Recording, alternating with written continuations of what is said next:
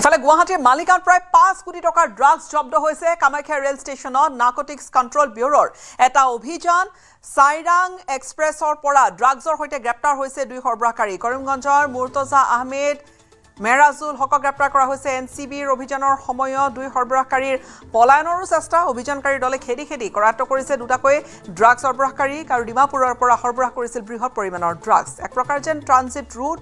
এক প্ৰকাৰ যেন মূল ঘাটি হৈ পৰিছে এতিয়া গুৱাহাটীৰ মাজেৰে ড্ৰাগছ কেনেকৈ পাৰ হয় বা অসমৰ মাজেৰে ড্ৰাগছ কেনেকৈ পাৰ হয় নতুন কথা পোহৰলৈ আহি আছে আৰু এই মুহূৰ্তত গুৱাহাটীৰ মালিগাঁৱত প্ৰায় 5 কোটি টকাৰ ড্ৰাগছ জব্দ হোৱাৰ খবৰ আমি আমাৰ দৰ্শকক জনাইছো 5 কোটি টকাৰ ড্ৰাগছ জব্দ কৰিছে কামাখ্যা ৰেল ষ্টেচনত নাৰ্কটিক্স কণ্ট্ৰল ব্যুৰোৱে চলাইছিল অভিযান সাইৰাং এক্সপ্ৰেছৰ পৰা ড্ৰাগছৰ সৈতে গ্ৰেপ্তাৰ হৈছে দুই সৰবৰাহকাৰী কৰিমগঞ্জৰ মুৰ্তজা আহমেদ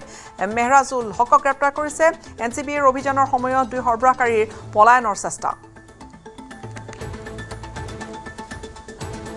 সিক্ৰেট খবৰৰ ভিত্তিত আমি এটা যৌথ অভিযান চলাওঁ নাৰ্কটিক ব্যুৰোৰ আমাৰ আৰবিএফৰ মাজত আৰু এই অভিযানত দুজন ড্ৰাগ পেডলাৰ ধৰা পৰে তেওঁলোকৰ পৰা আমি অলমষ্ট 1 কেজি 36 মানে 360 গ্ৰাম হেৰইন সন্দেহ কৰা হৈছিল আমি জব্দ কৰিছোঁ তেওঁলোকক নাৰ্কটিক্স কণ্ট্ৰল ব্যুৰো আপোনালোকে একেলগে হয় যৌথ অভিযান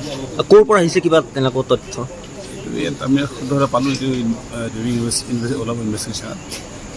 আৰু এজন পলায়ন কৰিছে আছে বুলি শুনিছোঁ অনুসন্ধান ওলাব এইবিলাক কোনখন ৰেলত আহি আছিলে ট্ৰেইনত ইয়াতে এখন মেট্ৰেশ্যন পোৱা হয়